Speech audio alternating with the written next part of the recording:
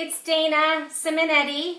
This is my first Facebook Live, so hopefully it'll go well. I'm doing this as a part of Suede's National Dance Week, and I will be teaching and demonstrating and talking about yoga for dancers. I'm a lifelong dancer and certified teacher in my 200-hour and advanced 500-hour.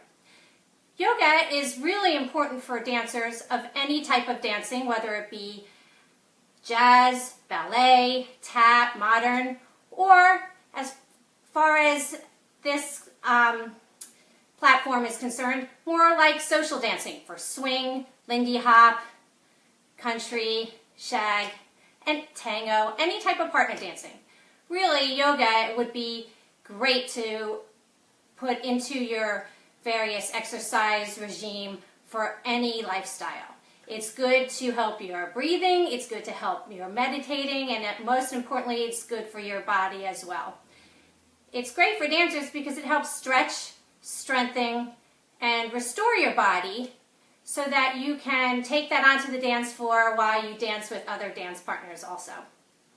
So I'm going to demonstrate a sun salutation.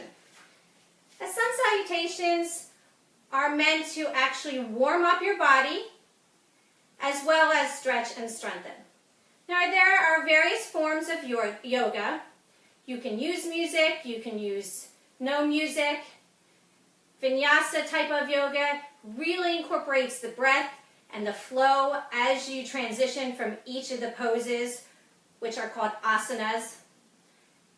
There are also Dharma styles and Kundalini and Bikram. But most important, whatever you do it regularly so that your body can adjust and ease into each pose, and then you can reap the benefits from them. So a sun salutation was done originally in the morning as the sun rose, again to warm up your various body parts. So it's a great thing for dancers to do before you go out onto the social dance floor, before you go out on the dance floor to compete. So I will demonstrate a sun salutation, different styles of it, and then we'll do a few additional asana poses, and I'll talk about a little bit about pranayama, breathing techniques, and meditation, all of which encompass yoga.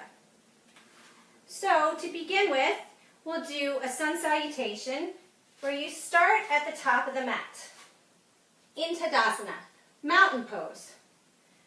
You'll breathe and raise your arms up, and as you're breathing in, you can even arch backwards, starting to stretch out your back, and then folding forward, bringing your hands flat to the mat, breathing in, coming halfway up, then exhaling and folding forward, coming all the way down. Then you step one foot back, step the second foot back. You're in a bit of a plank pose here. And then you're going to bring your knees down to the ground, then bring in your chest and your chin, and slither forward into a low cobra Bhujangasana. Pressing through the palms of your hands, lifting and looking up towards the sky and arching your back. Then you're going to tuck your toes, push up and bring your hips up and back to downward facing dog, Adho Mukha Svanasana. Then you're going to walk your feet forward to your hands. Inhale, come halfway up. Exhale and fold forward. And then inhale, lifting your arms up and arching back. And then coming to Pranamasana. And then Tadasana, mountain pose. A second version of a sun salutation is this. You just inhale, lift your arms up,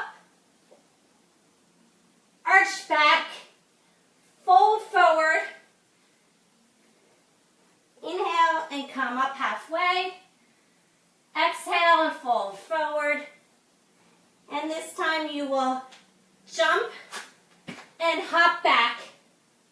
into Chaturanga Dandasana to Urdhva Mukha Svanasana, upward facing dog.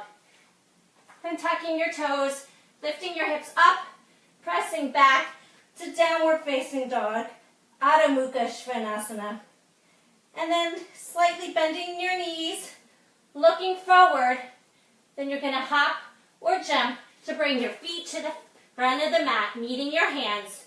Inhaling, coming halfway up. Exhaling, folding forward. Inhaling and sweeping your arms up. And arching back. And then bringing your hands to heart center. As you can tell, you're building the heat as you do that. And you do it several times in a row, various slight different versions to oxygenate your body, stretch and strengthen it, build the heat to warm up the various body parts. Once you've executed some additional asanas, depending upon the level or the extent of what you want to practice at that moment, then you'll come to a standing position. After doing your sun salutations, perhaps some flowing transitional asana poses, and you'll execute now some additional standing poses. A great one for dancers is Vrikshasana, tree pose, and that is because you're strengthening your legs and you're working on your core, strengthening that, which will enable you to help balance on the dance floor as you're being partnered, as you're turning. So to begin with, you'll root down through your standing leg, and then you'll raise your opposite leg, bringing it anywhere towards the top of your leg. Wherever you put it, whether it be your ankle, your inner thigh, or even in half lotus, what you don't want to do is you don't want to put it right on the knee, because that will put undue pressure there. So, this will be tree pose. You want to keep your hips level as it one line, horizontal. Again, rooting and strengthening through that standing leg, stretching and turning out your opposite leg. Then you can bring your hands to heart center. You can bring them up towards the sky, looking up into tree pose. There are other additional hand variations and foot placement variations, but as you can tell, this works. Your strengthening of your core, your legs, your balance. What can help you with that is by focusing on something straight ahead, known as a drishti point, a focal point. And here you can tell this will help with your spins, your turns, your one-legged turns, and your balance as you're dancing with your dance partner. And then you can release your foot. Additional standing poses are Warrior 1, Warrior 2, Warrior 1. You're going to stand towards the top of your mat and bring your one leg back so that your foot is at a 45-degree angle. Your hips are flat against the wall. And then you can lift your arms up, looking up towards the sky, bending into that front leg, keeping your knee over your ankle. This is Warrior 1. Opening up to Warrior 2, you're going to step your foot back. And you're going to put your back foot parallel to the back of the mat.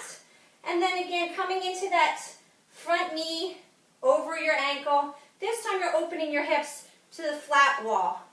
And you're bringing out your arms in one horizontal line from your fingertips to your other fingertips.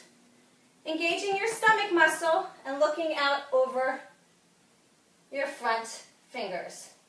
Warrior 2.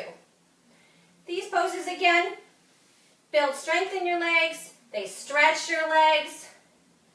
Great for dancers. Additional pose is dancer pose. There is an asana, a yoga asana pose called dancer pose. It is what I'm doing in the picture that was online.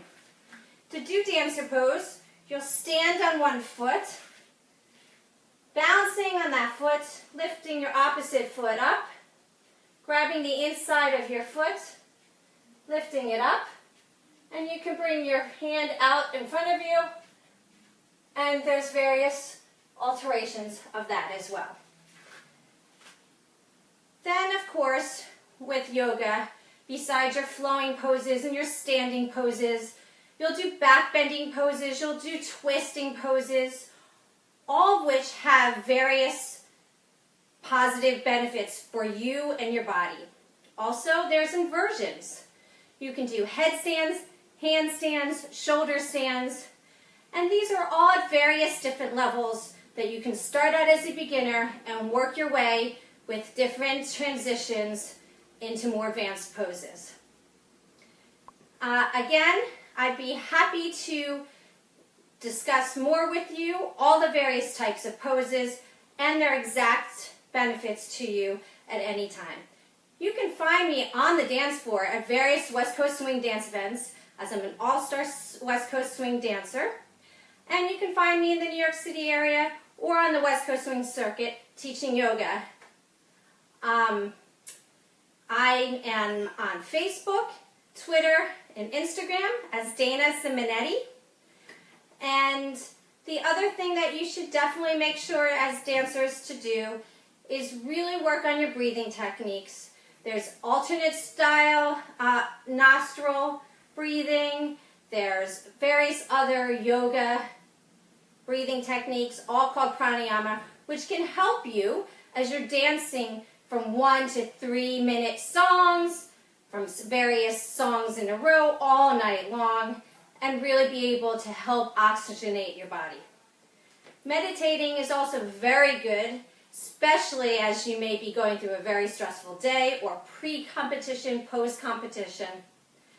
So all three parts, again, the physical asana poses, the breathing techniques, and the meditation are all what encompass yoga. And it is imperative that dancers and people alike all incorporate some aspect at some level of yoga into your lifestyle. You'll reap the benefits, I promise. So again, thank you for joining me today. I'd be happy to do a lot more at another time, but I just wanted to introduce you to Yoga for Dancers by Dana, and have a great day.